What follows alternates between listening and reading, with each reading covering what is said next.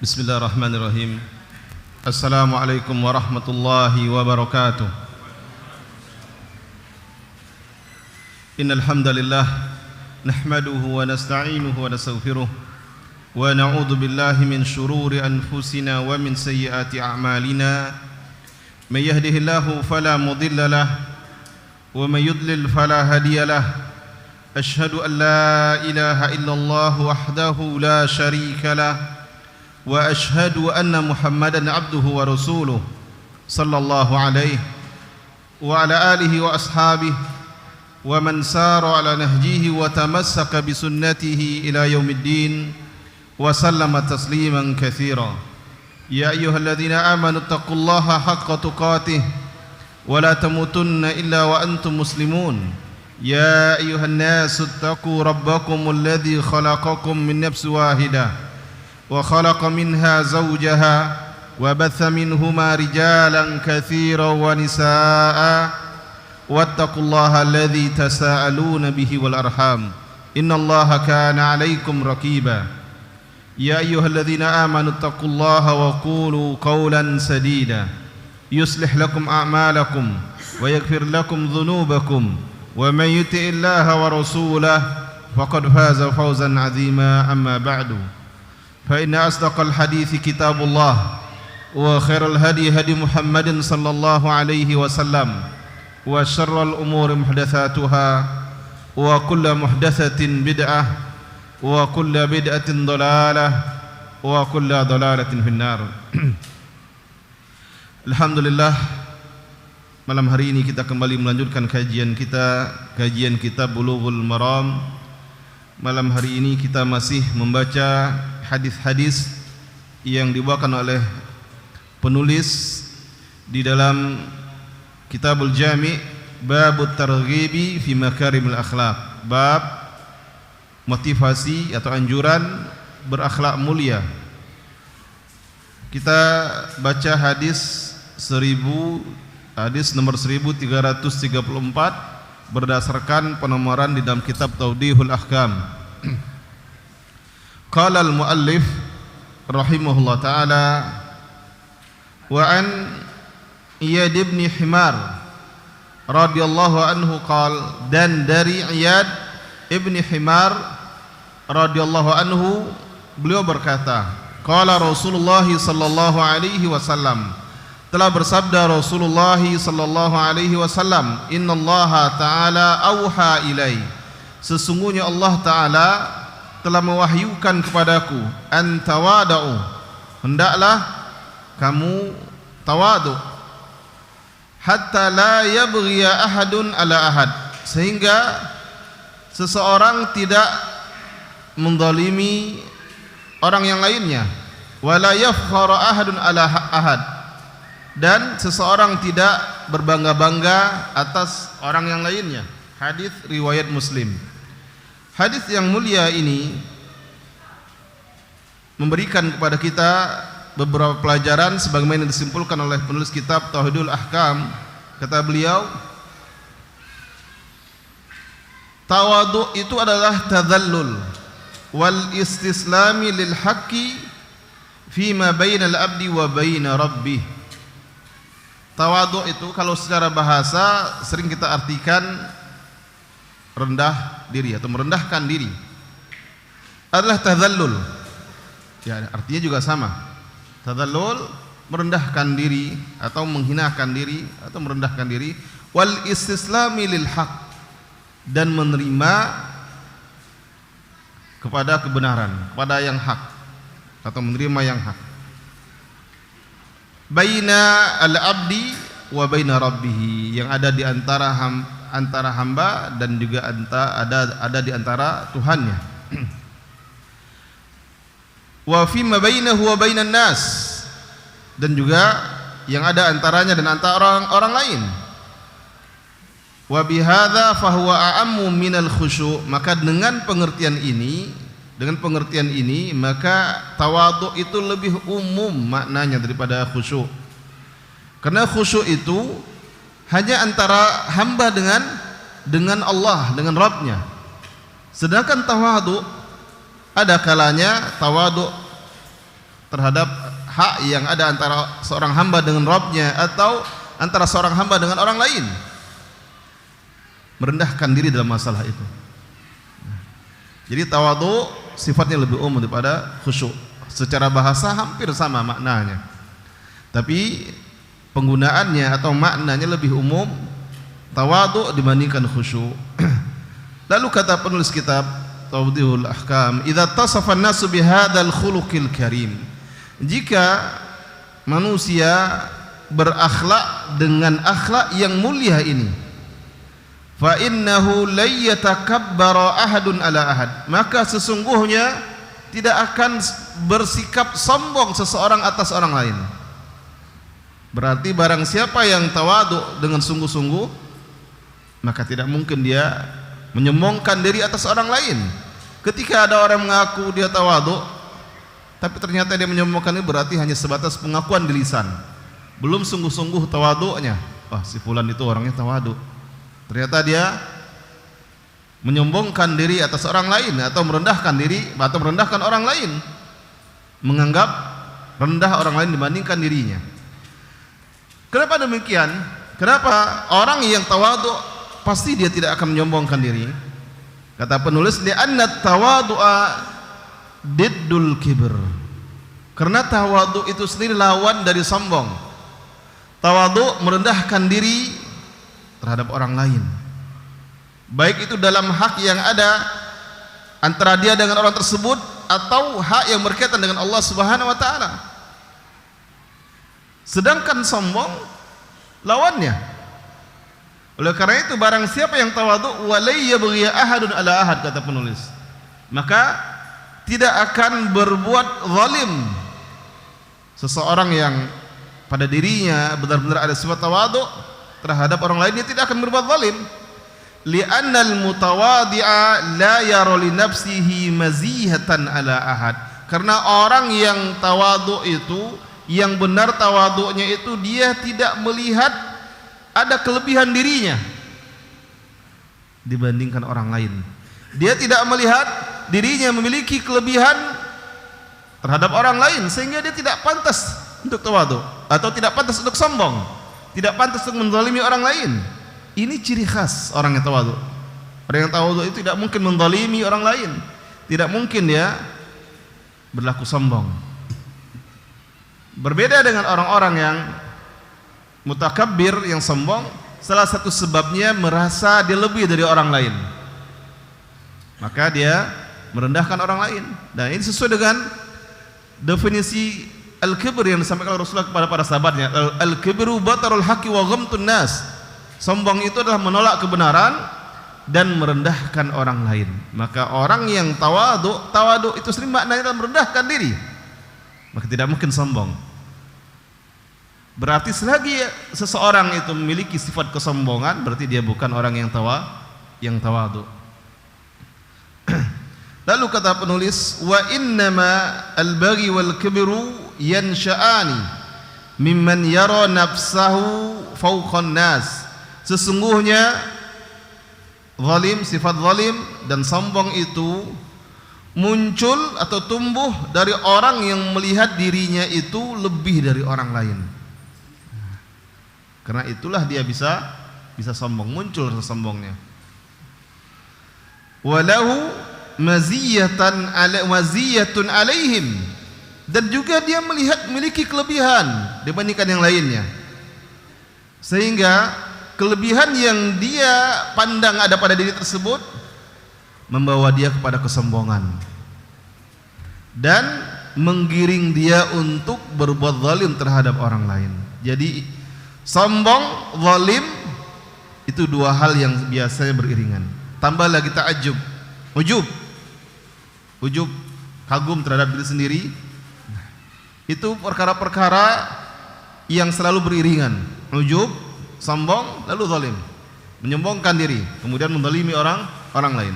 Berasal dari ujub tadi, merasa diri ada kelebihan, merasa diri memiliki keistimewaan lebih dari orang lain. Ujub, kagum dengan dirinya. Lalu karena dia kagum, dia akan melihat orang lain tidak seperti dirinya, Sehingga karena dia merasa orang lain tidak seperti dirinya, muncullah rasa sombongnya. Dia menganggap orang lain lebih rendah darinya. Lalu karena sombong tersebut, kadang-kadang akan menggiring seseorang untuk berbuat zalim terhadap orang lain. Lalu di poin yang ketiga atau faedah yang ketiga, kata penulis, ja'at nususun karimatun fi madhit tawaddu wa sahibihi. Telah datang nas-nas yang mulia, dalil-dalil yang mulia yang memuji sifat tawadu dan orang-orang yang tawadu.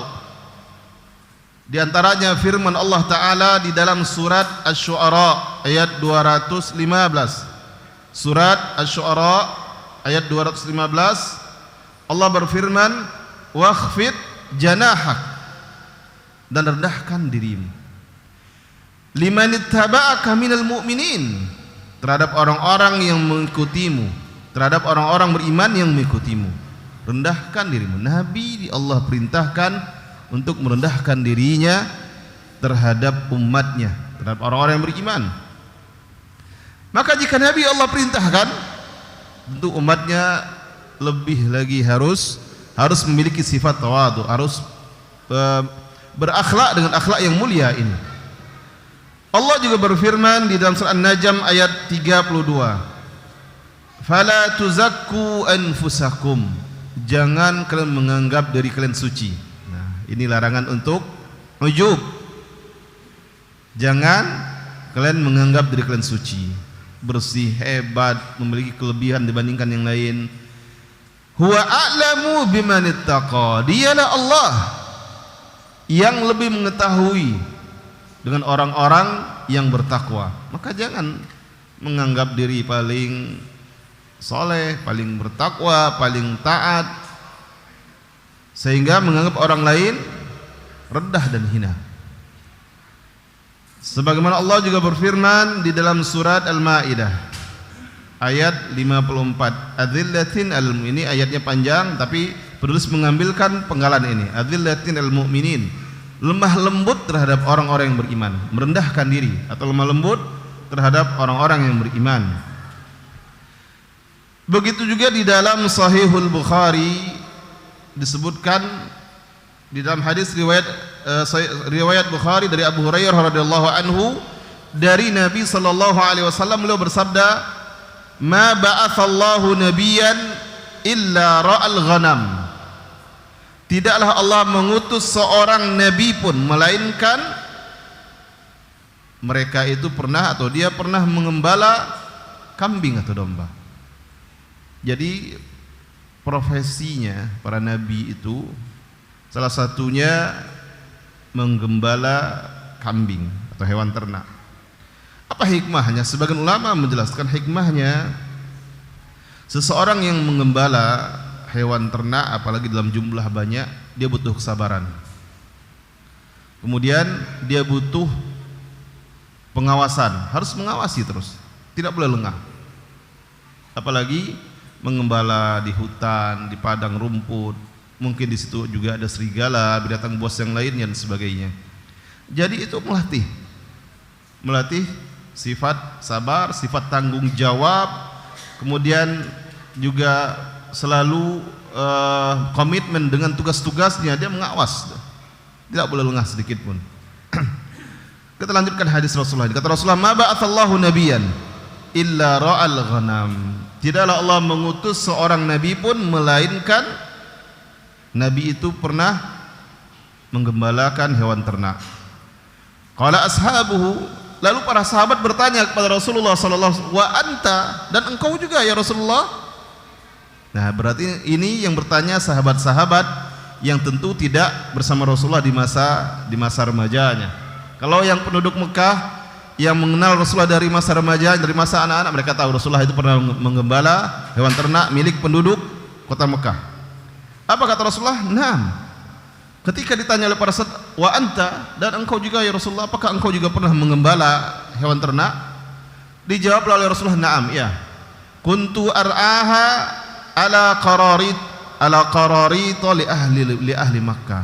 Dahulu saya menggembala hewan ternak tersebut untuk mendapatkan upah beberapa qirat. Satu qirat itu lebih kurang 0,2 gram atau 200 miligram emas. Upahnya seperti itu. Untuk mendapatkan upah beberapa qirat milik hewan ternak milik penduduk Mekah. Kemudian Nabi SAW juga bersabda di dalam hadis yang lainnya, hadis riwayat Bukhari juga, man tawadhu'a lillah, barang siapa yang memiliki sifat tawadhu karena Allah, rafa'ahu. Jadi betul-betul tawadhu'nya itu karena Allah. Mungkin ada orang yang tawadhu'nya dibuat-buat, ingin menarik simpati orang lain. Ternyata syaratnya itu sebagai akhlak yang mulia jika tawadhu'nya karena Allah. Rasulullah jelas mengatakan dalam hadis riwayat Muslim ini, man tawadhu'a lillahi rafa'ahu, barang siapa yang tawadhu, merendahkan diri karena Allah Subhanahu wa taala, Allah akan mengangkatnya, meninggikan derajatnya. Allah akan meninggikan, Allah akan memuliakannya, dan Allah jadikan orang lain juga akan memuliakan orang-orang yang tawadhu, benar-benar tawadhu karena Allah Subhanahu wa ta'ala. Kemudian di dalam hadis yang lainnya, hadis riwayat Bukhari dari Abu Hurairah radhiyallahu anhu, Nabi bersabda, "Lau du'itu ila kira'in la ajab." Ini menunjukkan sifat rendah hati Rasulullah, tidak sombong. Kata Rasulullah, seandainya saya diundang, saya dipanggil untuk diberikan hadiah berupa kira. Kira itu kaki hewan sembelihan. Kalau misalnya kambing, sapi, bagian kaki, bagian bawah, ujung, itu kira. Seandainya diberi itu, saya akan datang, saya akan terima. Walau uhdi ilayya dhira', seandainya dihadiahkan kepadaku dhira', dhira' itu bagian atas, la qabiltu, saya pun akan terima. Niscaya saya akan terima. Jadi tidak menolak, walau dikasih kaki diterima, dikasih juga paha diterima, tidak akan menolak Rasulullah. Nah, beliau ingin menjelaskan bahwasanya apapun yang dikasih terimalah, jangan sampai masalah untuk apa ini. Nah, kalaupun menolak mungkin dengan alasan yang baik, aduh tidak ada di rumah, tidak ada yang bisa mengolahnya misalnya, mungkin silahkan kasihkan ke yang lain. Dikasih kaki, ya kalau tidak ada yang mengolah, akhirnya kan terbuang. Kalau dikasih bagian kaki, kecuali kaki yang sudah dalam bentuk sop, sudah dibersihkan, sudah masak, tidak ada yang menolak biasanya kalau seperti itu. Tapi kalau misalnya seseorang menyembelih hewan, lalu bagian kaki yang belum diolah dikasihkan ke seseorang yang tidak mengerti cara mengolahnya, akhirnya kan terbuang. Nah, jika ada yang demikian, dia menolak dengan alasan itu tidak apa-apa. Tapi Rasulullah ingin menjelaskan kepada umatnya, beliau itu orang yang apapun diberikan kepadanya hadiah, beliau terima. Tidak mesti harus benda-benda yang berharga, bernilai tinggi, tapi beliau menerima apapun yang diberikan hadiah kepadanya. Baik, di poin yang keempat, faedah yang keempat, penulis mengatakan, wa fil hadithi tahdhiru minal baghi 'alan nas. Dalam hadis ini, dalam hadis yang dibawakan oleh penulis dalam bab ini, hadis yang berbunyi, innallaha ta'ala auha ilai an tawadhu, tawadhu'lah hatta la yabghi ahadun ala ahad, sehingga tidak berbuat zalim seorang atas seorang yang lainnya, wala yafkhara ahadun ala ahad, dan tidak berlaku sombong seseorang atas orang yang lainnya, tidak berbangga-bangga seorang atas orang yang lainnya. Kata penulis kitab Tawdihul Ahkam, di dalam hadis ini terdapat tahdzir, peringatan dari sifat sombong, sifat zalim terhadap orang lain. Maksudnya jangan menzalimi orang lain, tidak boleh berbuat zalim terhadap orang lain. Wal fakhar, dan juga dari sifat berbangga-bangga. Wal kibr alaihim, dan sombong terhadap orang lain. Ini beberapa sifat yang tercela di dalam Islam. Tidak boleh sedikit pun seseorang itu sombong, berbangga-bangga.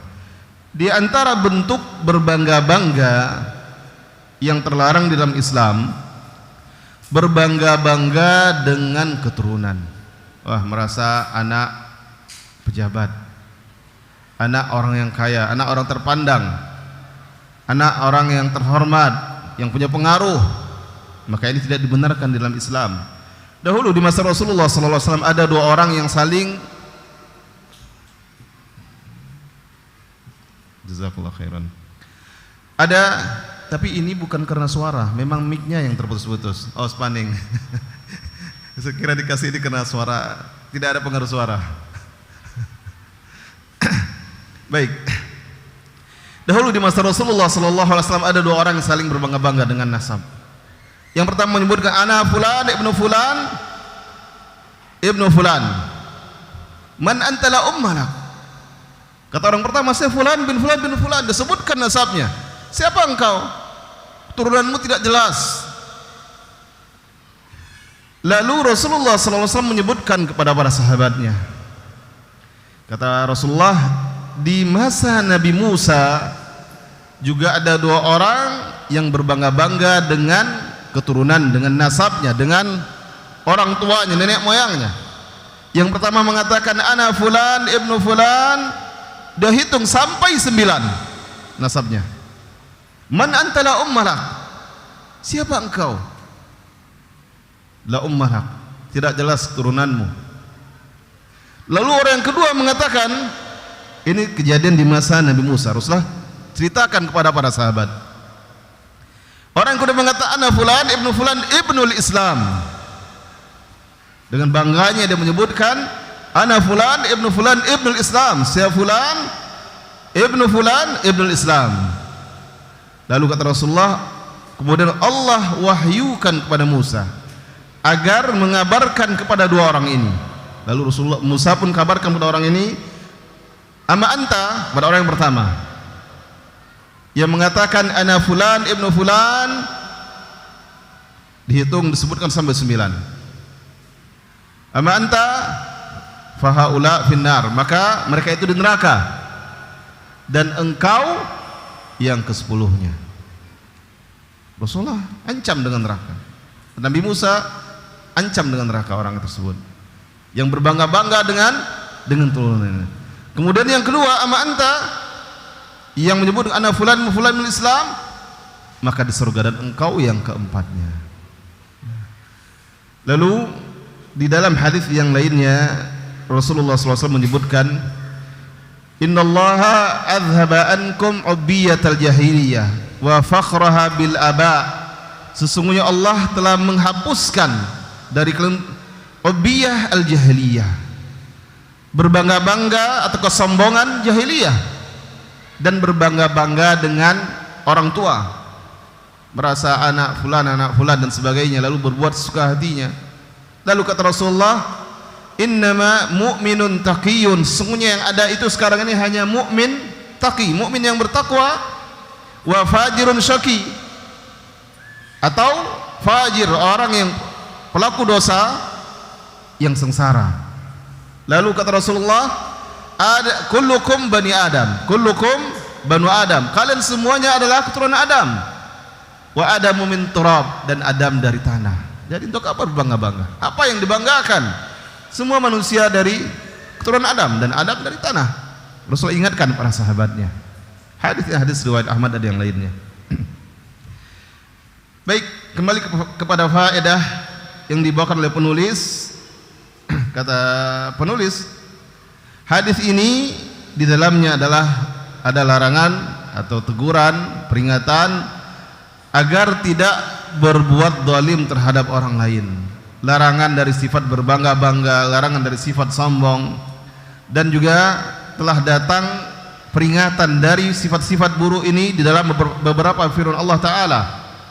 Di antaranya surat Luqman. Surat Luqman Allah berfirman di ayat ke-18, innallaha la yuhibbu kulla mukhtalin fakhur. Sesungguhnya Allah tidak menyukai, tidak mencintai setiap orang yang sombong lagi berbangga-bangga. Kemudian di dalam surat Al-Isra ayat 37 Allah juga berfirman, wala tamshi fil ardi maraha. Jangan engkau berjalan di permukaan bumi dengan sombong. Jalan orang yang sombong. Wa qala ta'ala, Allah juga berfirman di dalam surat Al-Qasas ayat 83, tilka darul akhiratu naj'aluha lil ladzina la yuriduna 'uluwan fil ard.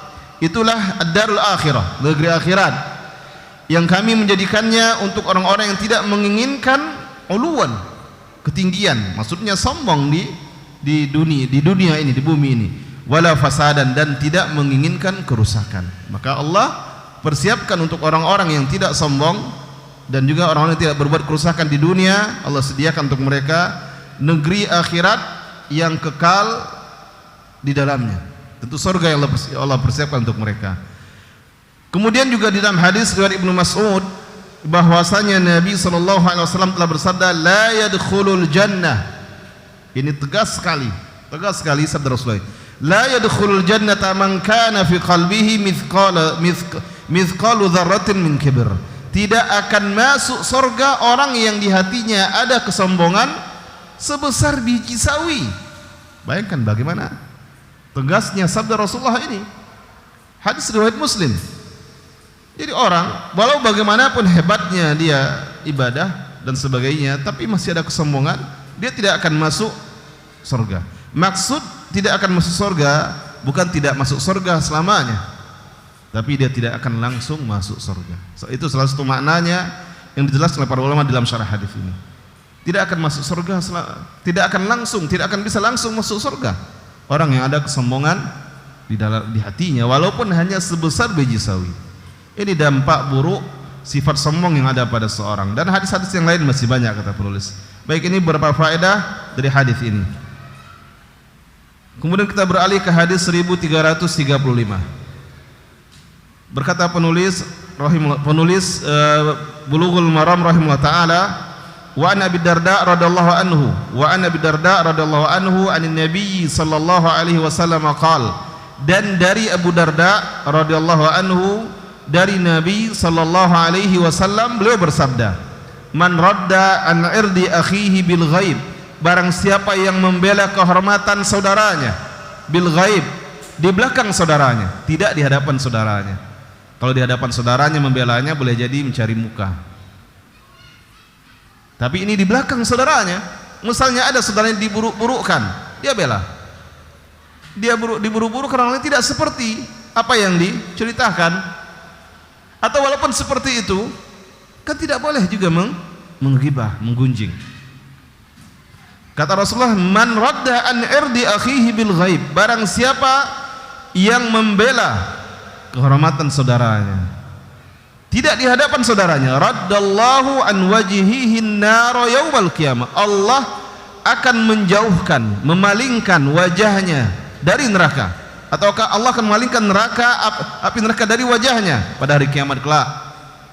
Nah, ini pahala yang luar biasa bagi orang-orang yang membela kehormatan saudaranya, tidak ikut-ikutan dengar orang menggunjing malah ikut nimbrung, malah ikut duduk, malah nanya, ikut nimbrung, berbicara, ngobrol, malah bertanya, memastikan apa yang sedang dibicarakan. Berarti ikut menggunjing, ikut menjatuhkan kehormatan saudaranya. Hadis ini hadis riwayat Tirmidzi dan beliau nyatakan hadis hasan. Ada beberapa faedah yang disimpulkan oleh penulis kitab Tauhidul Ahkam. Di antaranya yang pertama, hadis ini di dalamnya terdapat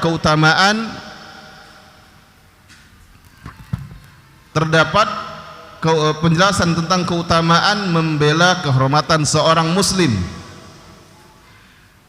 Kenapa demikian? Terutama ketika pembelaan itu dilakukan tidak di hadapan orang yang sedang dijatuhkan kehormatannya. Contohnya seperti seseorang yang sedang menggunjing,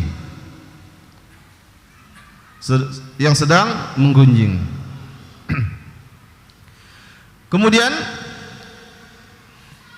orang yang membela saudaranya ini akan mengingatkan, misalnya, oh, dia tidak seperti yang engkau ceritakan, atau si fulan itu tidak seperti yang engkau tuduhkan, atau mengingatkan tidak boleh kita menggunjing, tidak boleh kita menceritakan keburukan saudara, walaupun benar, maka diingatkan tidak boleh menggunjing. Tidak boleh menceritakan keburukan saudara, tidak boleh menyebarkannya.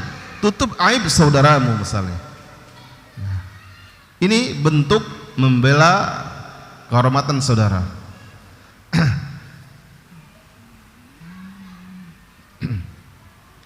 Kemudian kata penulis ar-raddu an irdil muslim, membela kehormatan seorang muslim itu, kata penulis, min inkaril munkaril ladzi yajibul qiyam, itu adalah bentuk mengingkari kemungkaran yang wajib untuk dilakukan sesuai dengan kesanggupan.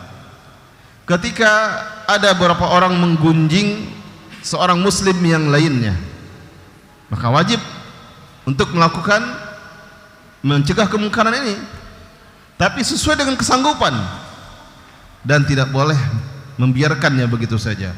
Fa inna hadza min khadlanik li akhik, karena jika membiarkan saja, ini adalah bentuk pembiaranmu terhadap saudaramu. Engkau membiarkan saudaramu disakiti, dijahati, digunjing oleh orang lain, maka tidak boleh membiarkan. Dan engkau ada di situ dan engkau sanggup. Ketika berada di satu tempat, di satu majelis, lalu ada orang-orang yang mengunjing orang lain, ketika kita sanggup melakukannya, maka tidak boleh membiarkan. Sanggup untuk mencegahnya, maka tidak boleh membiarkannya. Jika membiarkannya, ini adalah salah satu bentuk membiarkan seorang muslim dizalimi, disakiti dan sebagainya. Dan itu tentu sifat yang tercela. Membiarkan saudara kita disakiti, dizalimi dan sebagainya, itu tidak boleh. Inilah salah satu sifat yang tercela, dan salah satu gambaran seperti bentuknya tidak hanya ketika seorang muslim disakiti secara fisik, melihat seorang muslim dizalimi, dipukul dan sebagainya, lalu dibiarkan saja, ini tidak dibenarkan dalam Islam. Harus dibela kalau memang sanggup membelanya dan sebagainya. Jika tidak sanggup, beritahukan pada orang yang sanggup untuk membantu atau membelanya. Sedangkan dalam hadis ini, dalam bentuk membiarkan seorang muslim digunjing, digibah, ini juga bentuk hal atau bentuk lain pembiaran seorang muslim dizalimi. Kemudian pelajaran yang ketiga, kata penulis, ja'al wa'idu 'ala sami'is sakit, telah datang peringatan terhadap orang yang mendengar gunjingan, ghibah, dia sanggup untuk melarangnya, tapi dia diam saja. Nah, kata penulis, datang ada peringatannya, ada hadisnya, seperti di dalam Sunan Abi Daud, seperti di dalam Sunan Abi Daud dari hadis Jabir dan juga dari Abu Talha. Jabir dan Abu Talha berkata, qala Nabi sallallahu alaihi wasallam, Nabi sallallahu alaihi wasallam telah bersabda, ma min muslimin, tidak ada seorang muslim pun, yakhdhalu imra'an, membiarkan seorang muslim, fi maudi'in tuntahaku fi hurmatuhu, tidak ada seorang muslim membiarkan seorang muslim yang lain di satu tempat yang dirusak kehormatannya, digunjing, diceritakan keburukan-keburukannya, atau difitnah bahkan. Kemudian wa yuntaqasu min irdi, diceritakan kekurangannya, dan muslim ini dia sanggup untuk mencegahnya, lalu dia biarkan. Apa kata Rasulullah? Illa khadalahu Allahu fi mautinin yajibu fihi nusratuhu, melainkan Allah akan membiarkannya di tempat, di keadaan di mana Allah mampu untuk menolongnya. Jadi ketika seorang mendengar saudaranya digunjing, digibah, dia sanggup melarang, sanggup mencegah, dia biarkan, maka satu saat kata Rasulullah, Allah pun akan biarkan dia ketika dia mengalami keadaan yang dia berhak atau dia butuh bantuan dari Allah. Allah tidak akan tolong dia, Allah biarkan dia. Kita takut seperti yang terjadi sekarang pada saudara kita di Palestina. Khawatir jangan-jangan nanti Allah pun akan biarkan negeri-negeri yang lainnya yang membiarkan. Ketika butuh pertolongan dari Allah, Allah biarkan, Allah tidak berikan pertolongan. Nah, kalau hadis ini padahal dalam konteks gunjing, ghibah, ketika seorang tahu ada muslim yang lain digibah, digunjing, dan dia sanggup melarangnya, tapi dia diam saja, itu urusan mereka. Ngapain saya ikut campur urusan orang lain misalnya. Dengan alasan demikian lalu dia tidak melarang. Sedang menggibah si fulan, itu kan urusan mereka, biar aja lah. Dengan alasan itu bukan urusan saya, itu urusan mereka, lalu dia tidak melarangnya. Maka ini kata Rasulullah, orang-orang seperti ini kelak ketika dia butuh pertolongan dari Allah, dalam kondisi dia butuh pertolongan, Allah akan membiarkannya dan tidak memberikan pertolongan kepadanya. Na'udzubillah. Kata penulis setelah membawakan hadis ini, fa innal jazaa'a min jinsil amal. Hadis ini menunjukkan sesungguhnya balasan itu sesuai dengan bentuk amal yang telah diperbuat. Yang membiarkan seorang muslim dirusak kehormatannya, digunjing, diceritakan keburukan-keburukannya di hadapan orang lain yang tidak ada mungkin hubungannya dengan keburukannya, dengan tersebut, maka orang-orang yang tidak berusaha mencegahnya, tidak melarangnya, yang ada di situ tapi tidak melarangnya, Allah pun akan membiarkannya kelak ketika orang tersebut butuh pertolongan dari Allah Subhanahu wa taala. Kemudian kata penulis, dan juga di dalam hadis yang lainnya telah datang di dalam hadis yang lainnya bahwasanya Nabi sallallahu alaihi wasallam bersabda, innal mustami'a lil ghibah. Sesungguhnya orang yang mendengarkan ghibah, dia mendengar, dia tidak ikut menggibah secara langsung.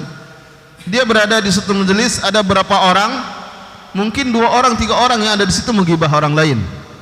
Yang satu ini tidak ikut menggibah, tapi dia duduk, dia dengar dengan jelas dan dia diam. Kata Rasulullah, innal mustami'a lil ghibah ahadul mughtabain atau ahadul mughtabin.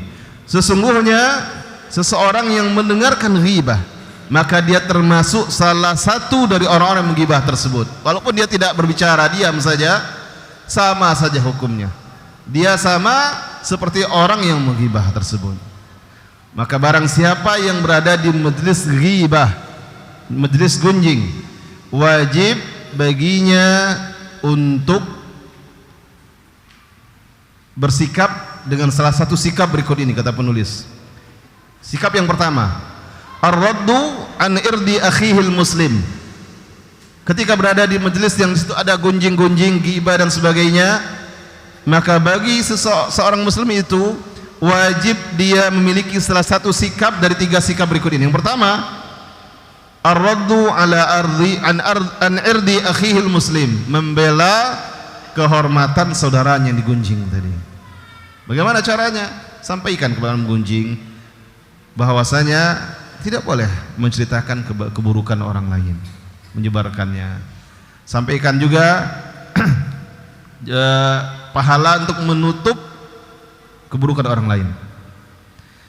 Kemudian yang kedua, au al-qiyamu min majlis al-ghibah, atau pergi dari majlis ghibah.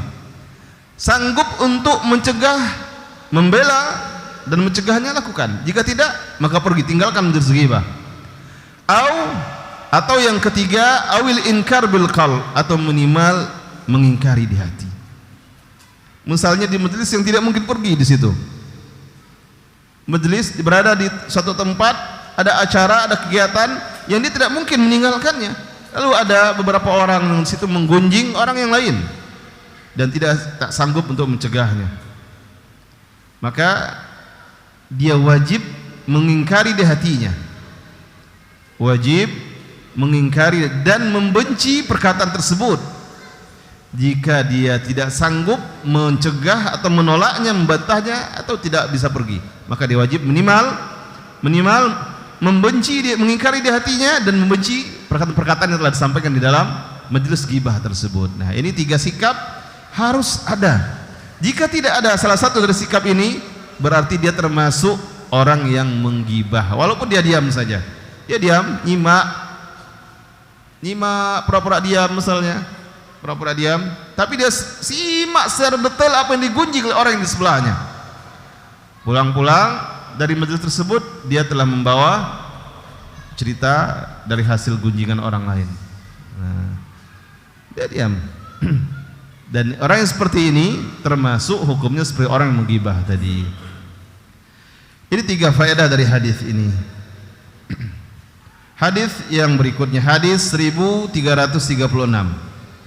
Wa an Abi Hurairah radhiyallahu anhu qala Rasulullah sallallahu alaihi wasallam, dan dari Abu Hurairah radhiyallahu anhu beliau berkata, telah bersabda Rasulullah sallallahu alaihi wasallam, ma naqasat sadaqatun min mal, sedekah itu tidak akan mengurangi harta. Wa ma zadallahu 'abdan bi afwin illa izzan, dan Allah tidak akan menambahkan pada seorang hamba dengan sikap maafnya, dengan sifat maafnya, melainkan Allah akan menambahkan kemuliaan baginya. Wa ma tawadha ahadun lillahi illa rafa'ahu Allah taala, dan tidaklah seseorang tawadu, memiliki sifat merendahkan diri terhadap orang lain karena Allah taala, melainkan Allah akan meninggikannya, Allah akan angkat derajatnya, Allah akan muliakan dia. Akhrajahu Muslim, hadis ini dikeluarkan oleh Imam Muslim. Pelajaran yang bisa diambil dari hadis ini, kata penulis, al haditsu fihi thalathu jumal. Dalam hadis ini terdapat 3 kalimat. Terdapat 3 kalimat yang di dalam terdapat hukum-hukum yang luar biasa, hukum-hukum yang luar biasa dan adab-adab yang tinggi. Yang pertama, kalimat yang pertama dalam hadis ini, ma naqasat sadaqatun min mal, sedekah itu tidak akan mengurangi harta. Apa maksudnya? Kalimat ini meliputi 3 makna atau mencakup, terkandung dalam 3 makna. Jadi tidak hanya dipahami dengan makna zahir saja. Karena kalau dipahami dengan makna zahir, maka ini bertentangan dengan makna zahir. Contoh malam hari ini yang membawa uang 100.000, kalau dia keluarkan, dia masukkan kotak infak 50.000, berkurang atau tidak hartanya? Uangnya zahir kan berkurang. Berarti maknanya tidak dipahami dengan makna zahir. Karena kalau dipahami dengan makna zahir, banyak orang kecewa bersedekah, akhirnya tidak mau bersedekah. Saya bersedekah dengan motor, tidak ada ganti, motor saya balik lagi. Misal dia menginginkan, mengangan-angankan punya motor NMAX baru misalnya. Jadi motor Beat lamanya dia sedekahkan, mudah-mudahan dapat ganti NMAX baru. Ternyata setelah berlalu sekian bulan, sekian tahun, tidak dapat juga ganti. Nah, jadi tidak dipahami secara zahirnya. Kata penulis kitab Tauhidul Ahkam, ada 3 makna dari hadis. Yang pertama, kata beliau, Allah taala yunammil mala bisadaqah, bahwasanya Allah akan mengembangkan harta tersebut dengan sedekah. Jadi bentuknya tidak mesti yang sama seperti yang disedekahkan. Wa yuzakkihi wa yubarik fi, dan membersihkannya, mensucikan hartanya, bersih hartanya, dan memberkahinya. Fatandafi'u anhu al-afat, sehingga hartanya itu terhindar dari berbagai musibah, dari berbagai keburukan. Allah jaga hartanya, Allah berkahi hartanya, sehingga tidak ada misalnya kerusakan, usahanya rugi, tidak ada rugi dan sebagainya. Tidak ada dia ditimpa penyakit yang menyebabkan dia harus berobat, membutuhkan uang yang banyak. Allah berkahi hartanya, berkah. Dengan harta yang dia miliki, dia merasa luar biasa, hidupnya tenang dan nyaman dan sebagainya. Dan berkahnya itu dia rasakan baik secara zahir maupun secara maknawi, terasa berkahnya. Nah, ini makna yang pertama. Makna yang kedua, anna thawabal hasila minas sadaqah jabaru naqsin ainiha, bahwasanya balasan yang didapatkan dari sedekah itu menyebabkan atau menarik kekurangan secara harta itu sendiri, maksudnya menggantinya atau mendatangkan ganti yang lain terhadap harta. Fasadaqah, lalu dijelaskan penulis, fal mutasaddiq, maka orang yang bersedekah idza naqasa min janibin. Nah, ini dia maksudnya, kata beliau, orang yang bersedekah jika kurang dari satu sisi, dia bawa uang, dia masukkan kotak infak kurang, uwida anhu ma huwa akthar minhu, maka digantikan yang lebih banyak darinya, min janibin akhar, dari sisi lain. Jadi tidak mesti secara zahir Tidak seperti zahirnya, misalnya seperti tadi contoh yang motor diganti langsung dengan motor, tidak. Mungkin sisi lainnya dia berusaha yang lain, hasil panennya jadi berlimpah. Kalau dia seorang pedagang, terhindar dari kerugian, dari tipu penipuan dan sebagainya, keuntungannya jadi banyak. Nah, Allah berikan ganti dari sisi yang lainnya. Kemudian makna yang ketiga, Allah Ta'ala yukhlifuha bi'iwadin yu'awwiduhu bihi an naqsil mal. Bahwasanya Allah Ta'ala menggantikannya dengan ganti yang dengannya digantikan dari kurangnya harta. Maksudnya Allah berikan ganti, bal rubbama zadadahu, bahkan kadang menambahkan hartanya. Jadi pasti Allah menggantikan tapi tidak ketahuan caranya, dengan ganti yang tidak diketahui. Allah menggantikannya bi'awad, dengan ganti yu'awwiduha bihi, Allah menggantinya dengannya an-naqsil mal, dari kurang harta tadi. Jadi Allah ganti tidak terlihat kurang hartanya, sehingga hartanya banyak terus. Bal rubbama zad, bahkan boleh jadi Allah menambahkannya, kata penulis. Bal rubbama zadadhu, bahkan boleh jadi Allah menambahkannya. Qala ta'ala, lalu dibawakanlah dalilnya. Wa ma anfaqtum min syai'in fahuwa yukhlifu. Dan apapun yang tidaklah kalian infakkan sesuatu pun, maka Allah akan menggantikannya. Surat Saba ayat 39. Allah juga berfirman di dalam surat Al-Baqarah ayat 245, man dzalladzi yuqridullaha qardan hasanan, barang siapa yang minjamkan kepada Allah pinjaman yang baik, fayudha'ifahu lahu ad'afan katsira, maka Allah akan melipat gandakan dengan lipat ganda beberapa lipat yang banyak. Allah ganti, Allah lipat gandakan hartanya. Tapi tentu tidak tahu dalam sisi mana Allah lipat gandakan, atau dari cara bagaimana, tidak ketahuan. Allah rahasiakan, dan ini tentu rahasia dari Allah Subhanahu wa taala. Sudah masuk waktu Isya.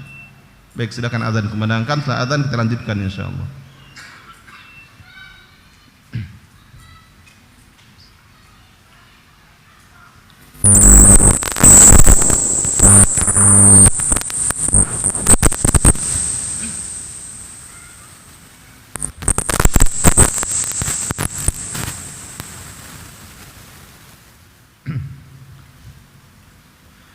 Baik, kita lanjutkan kajian kita.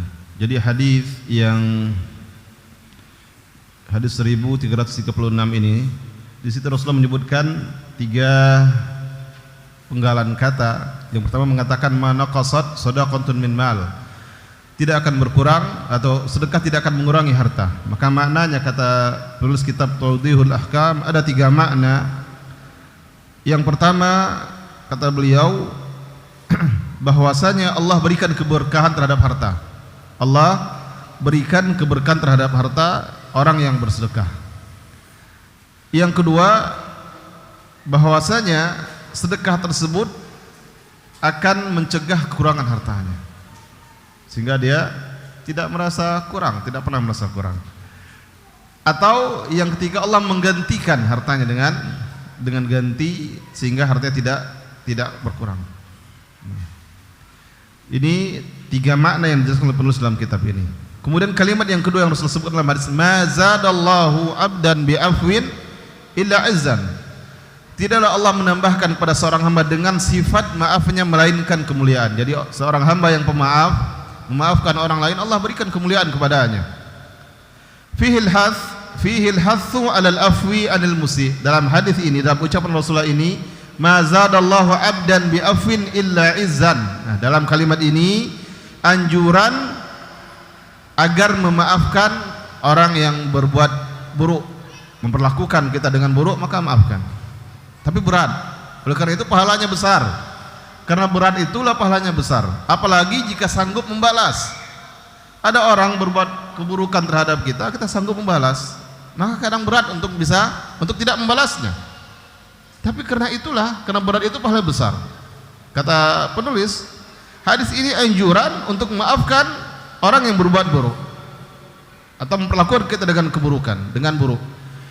Wa adamu mujazatihi ala isaati, dan tidak membalas keburukannya, memaafkannya dan tidak membalas keburukannya.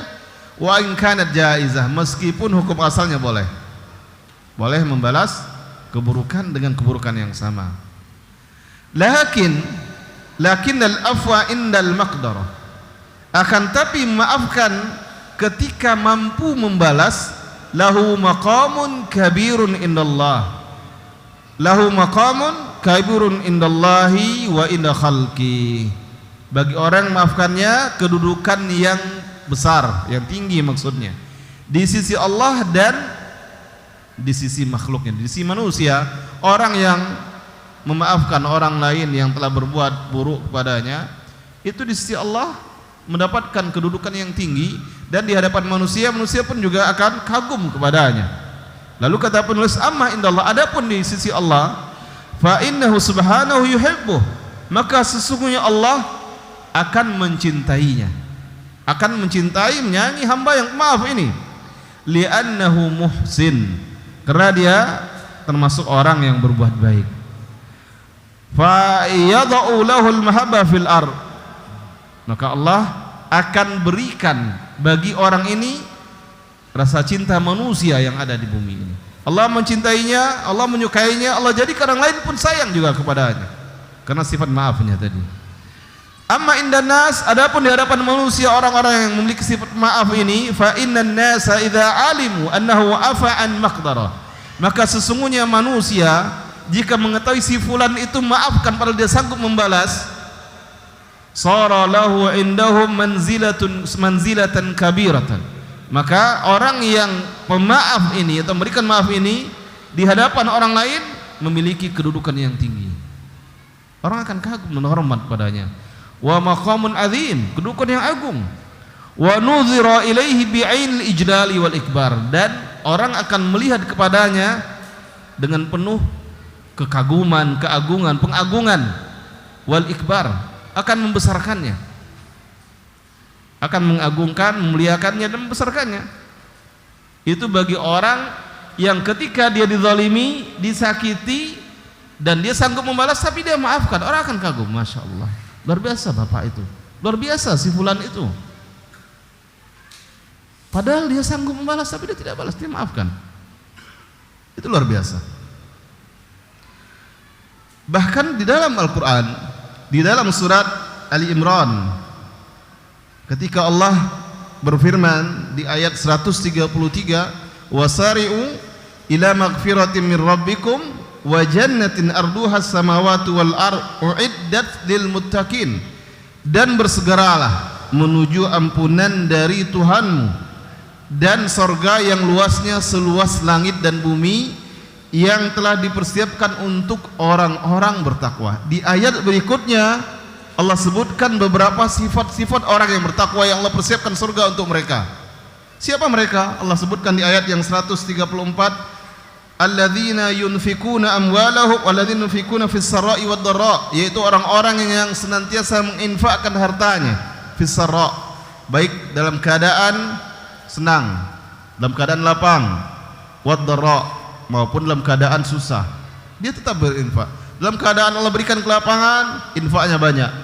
Dalam keadaan dia susah, tetap berinfak meskipun sedikit.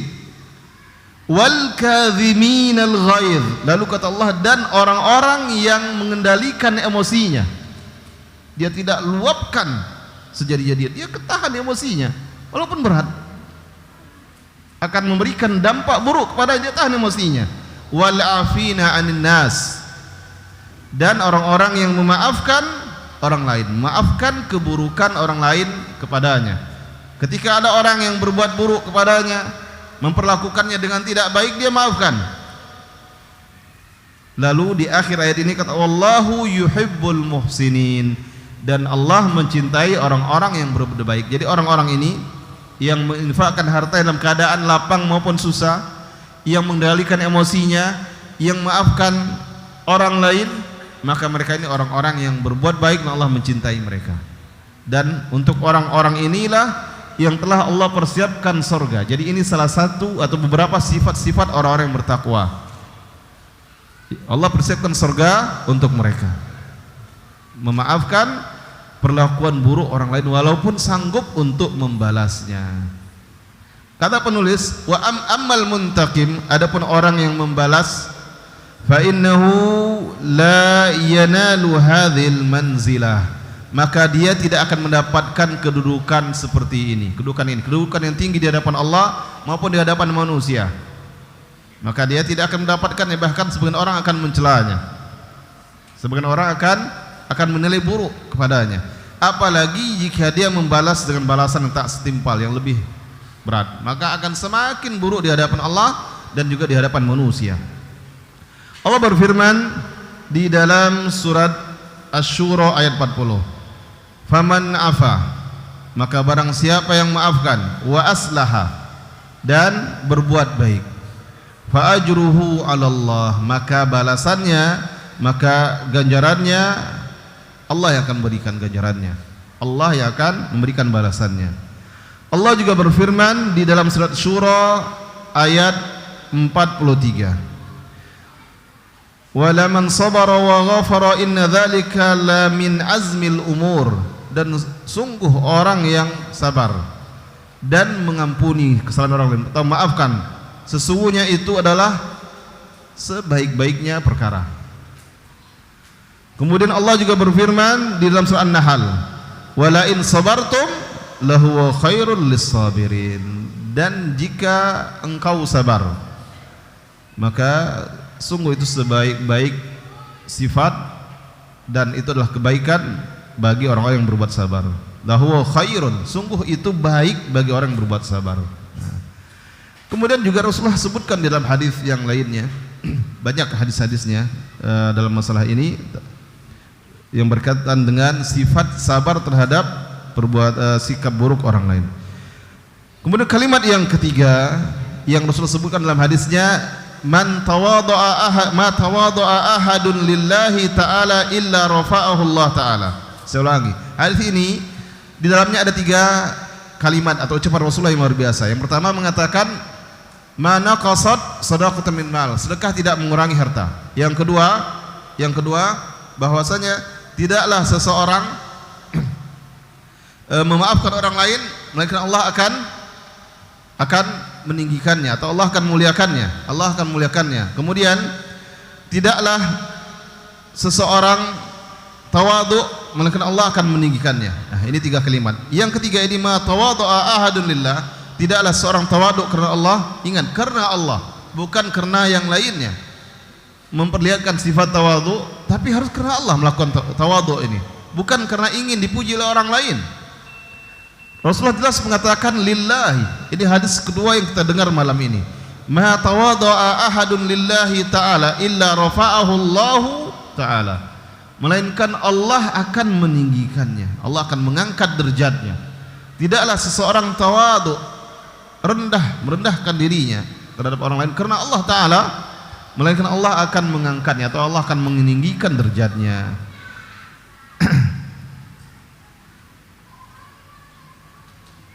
Fal mutawadi, kata penulis, maka orang yang tawaduk karena Allah Ta'ala itu dengan memperlihatkan at-tadhallul lil haq, yaitu lemah lembut terhadap kebenaran, merendahkan diri terhadap kebenaran dan orang-orang yang berbuat kebenaran. Wal inkisar baina yadillah Ta'ala, dan merasa kecil di hadapan Allah Ta'ala. Walinul janib, dan juga lemah lembut. Jadi orang tawadhu itu berarti banyak sifat-sifat yang ada pada orang tawadhu ini, termasuk linul janib, lembut. Wa idharul khumul, dan juga memperlihatkan sifat tidak sombong, rendah. Fa innaha ma tazidul mutahalli illa rafa, sesungguhnya tawadhu ini tidak akan menambahkan kepada orang yang bersifat dengan sifat ini melainkan rif'ah, melainkan ketinggian. Orang yang pada dirinya ada sifat tawadhu, maka akan menambahkan tingginya derajatnya fid dunya, baik di dunia, wa mahabbatan fil qulub, dan akan memberikan kecintaan di hati manusia. Akan tumbuh rasa cinta, rasa sayang, simpati pada orang-orang yang seperti ini. Wa manzilatan 'aliyah fil jannah, dan dia mendapatkan kedudukan yang tinggi di surga. Di dunia dia akan dihormati oleh orang lain, orang-orang akan menyukainya, orang-orang akan menyayanginya, dan di akhirat dia akan mendapatkan kedudukan yang tinggi.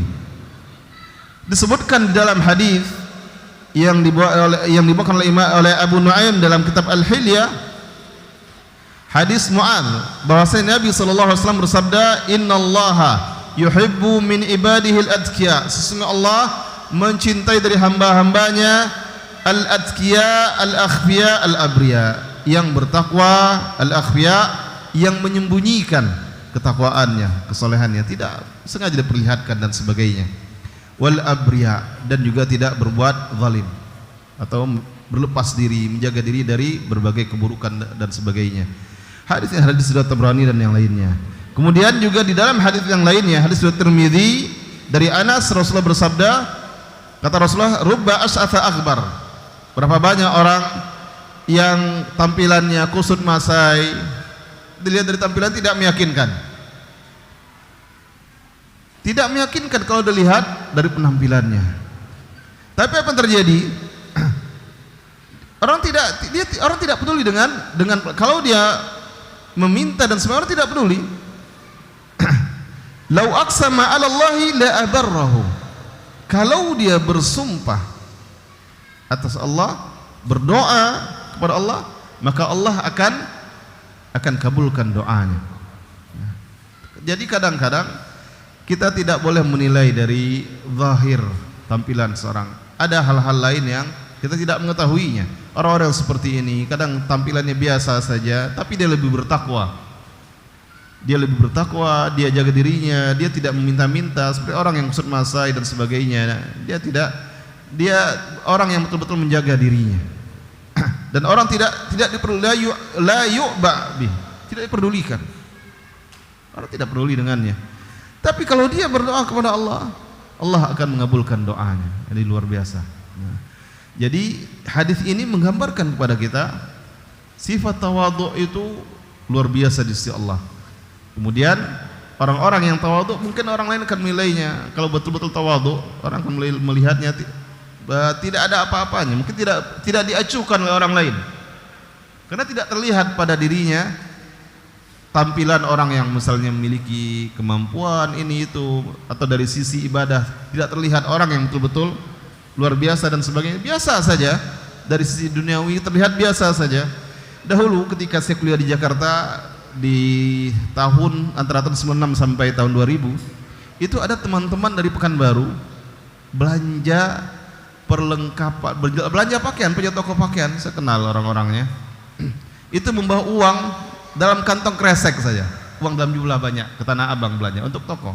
Bayangkan kalau orang melihat, mungkin ya tidak punya apa-apa, pakai sendal jepit biasa saja, dalam kantong kresek uang dalam jumlah banyak untuk belanja pakaian. Tidak tahu, mungkin dahulu itu belum begitu, penggunaan rekening kayak sekarang belum begitu. Sebelum tahun 2000, kawan-kawan sering sekali seperti itu, kawan-kawan di Pekanbaru. Mungkin kalau saya sebutkan berapa nama orangnya, sebagian kalian kenal mungkin. Tapi seperti itulah mereka. Tidak ada apa-apa, seperti orang tidak punya apa-apa, padahal usahanya lumayan, punya toko baju dan sebagainya. Belanja ke pasar Tanah Abang Jakarta, bawa sekresek besar, orang mengira itu barang apalah itu, tapi isinya ternyata uang dalam jumlah yang banyak.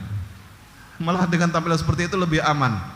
Tapi kalau mungkin dengan tampilan yang rapi, terlihat pakaian yang bermerek, pakai jam tangan yang mahal, sendal dan sebagainya, orang maka, apalagi di Jakarta dari dahulu juga terkenal yang biasa begal dan sebagainya, biasa kadang membegal orang, merampok orang.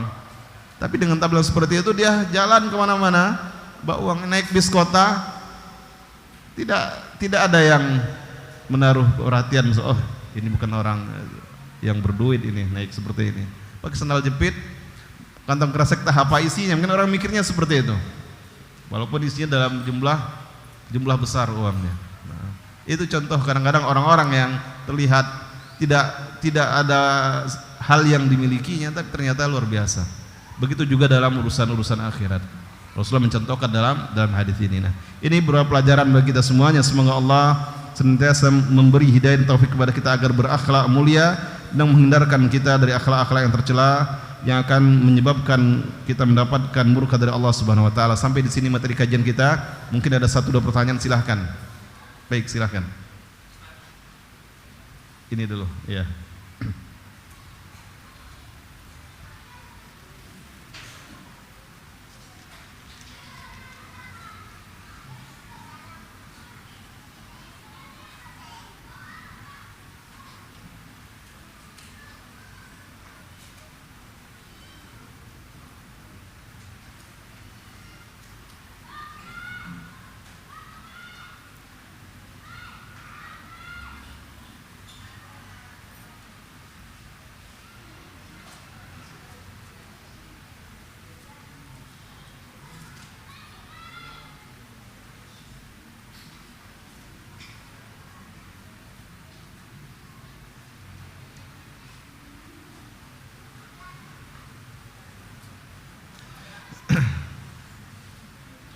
Baik, pertanyaannya. Assalamualaikum Ustadz. Waalaikumsalam warahmatullahi wabarakatuh. Izin bertanya tentang seberapa pentingnya musyawarah di dalam sebuah keputusan atau dalam organisasi sosial dan keagamaan.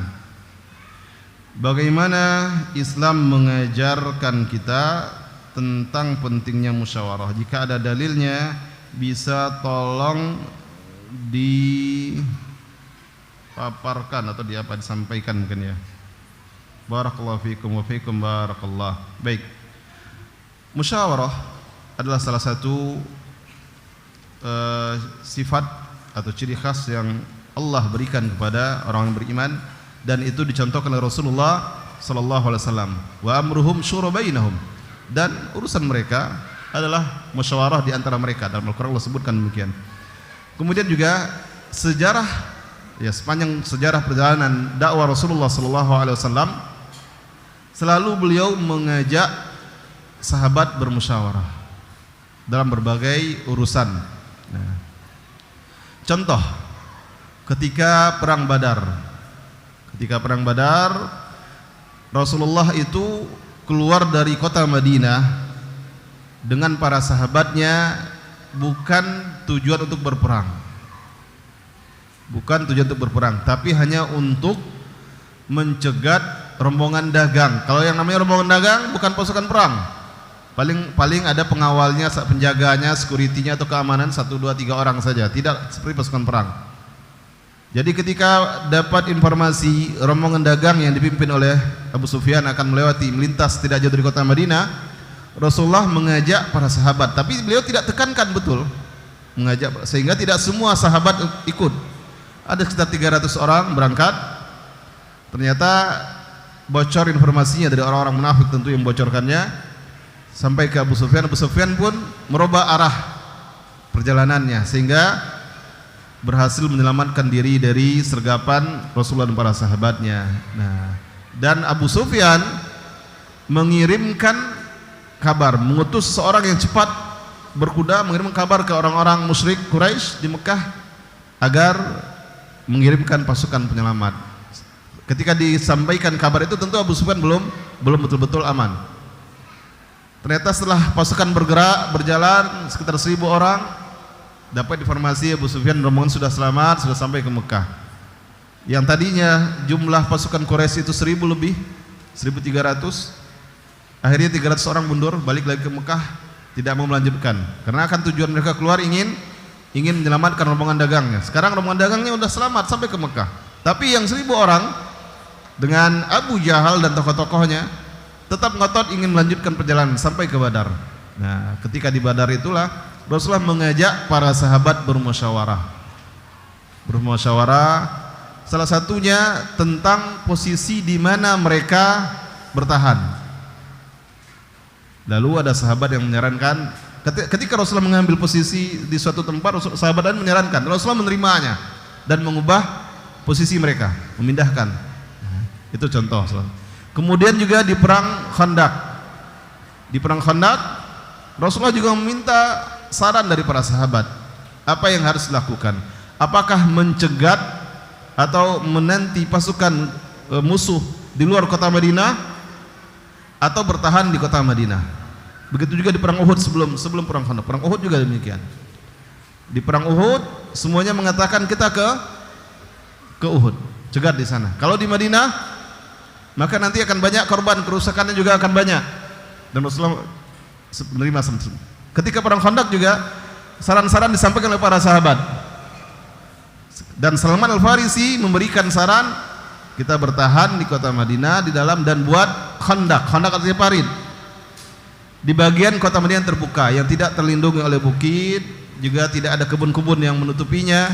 Disitulah dibuat parit yang dalam dan lebar dan besar untuk menghambat lajunya pasukan musuh memasuki kota Madinah. Rasulullah menerima saran dari sahabat dan sebagainya.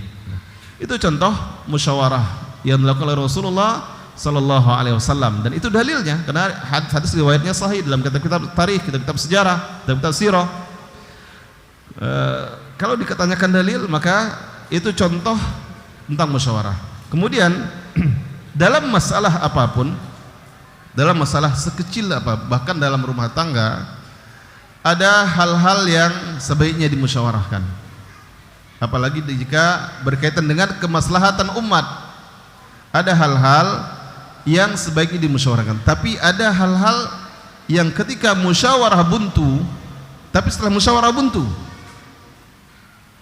seseorang yang diberikan amanah ditunjuk bersama sebagai pemimpin, maka dia memberikan keputusan. Itu boleh seperti itu.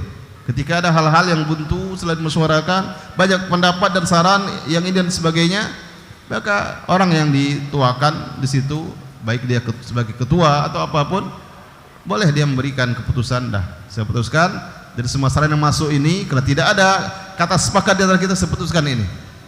Oleh karena itu sebaiknya ketika di suatu lembaga, orang yang diangkat sebagai ketua, orang-orang yang memang diakui dia memang pantas untuk menjadi ketua.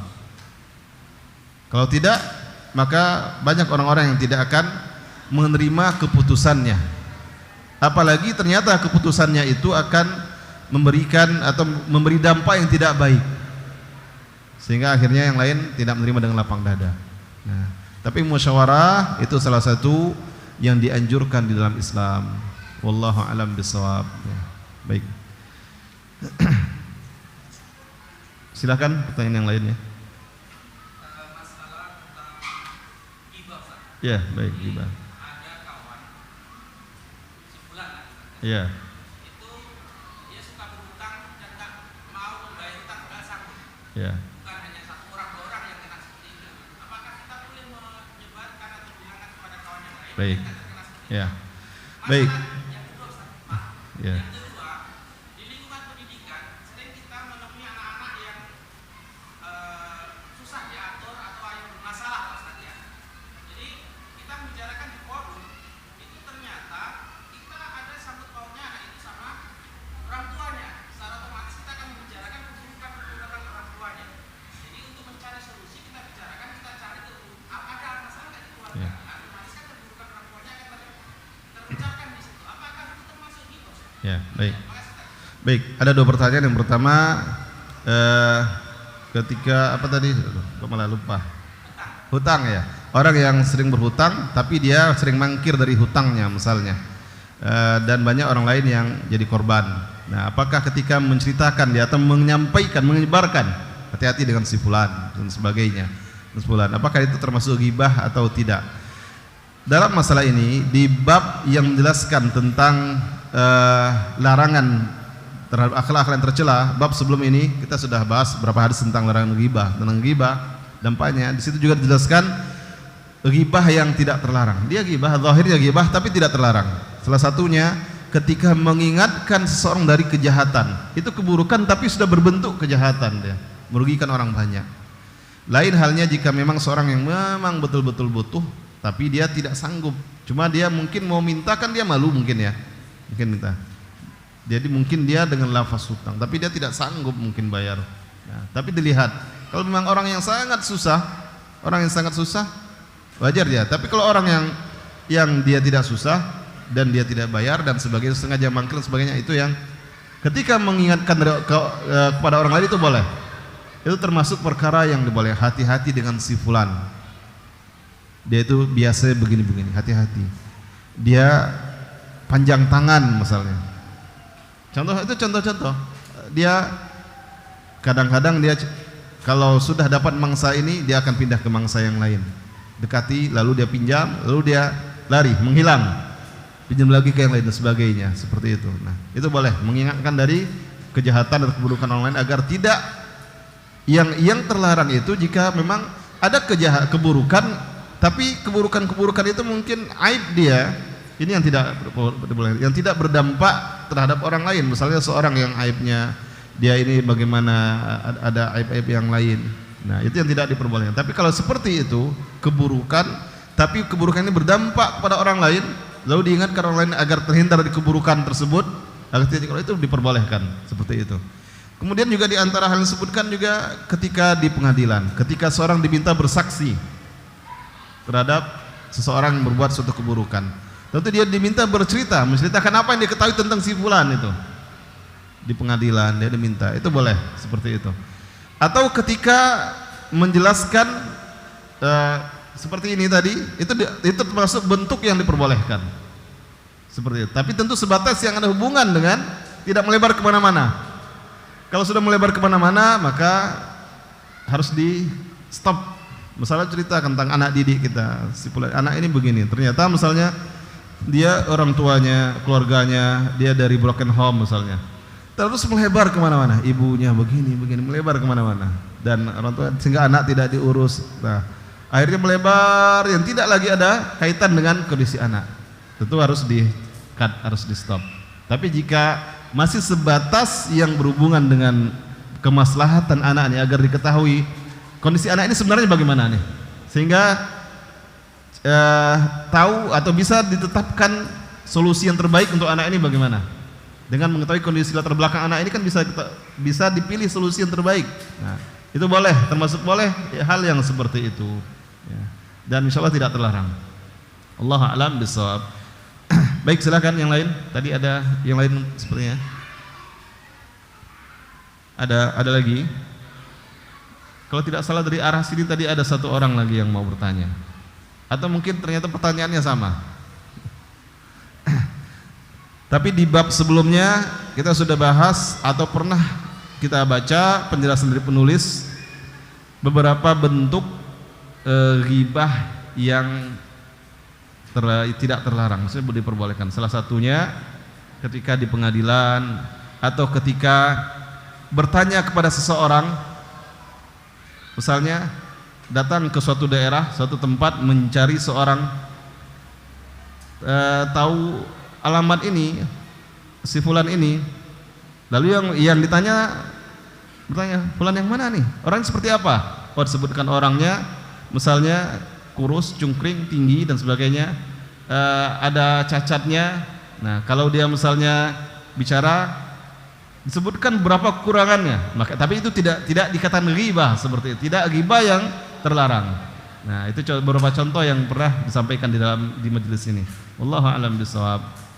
Baik, jika tidak ada pertanyaan lagi, kita cukupkan sampai di sini kajian kita malam hari ini. Semoga bermanfaat untuk kita semuanya. Mohon maaf atas segala kekurangan. Wabillahi taufiq wal hidayah wa sallallahu wasallam ala nabiyina Muhammad. Wassalamualaikum warahmatullahi wabarakatuh.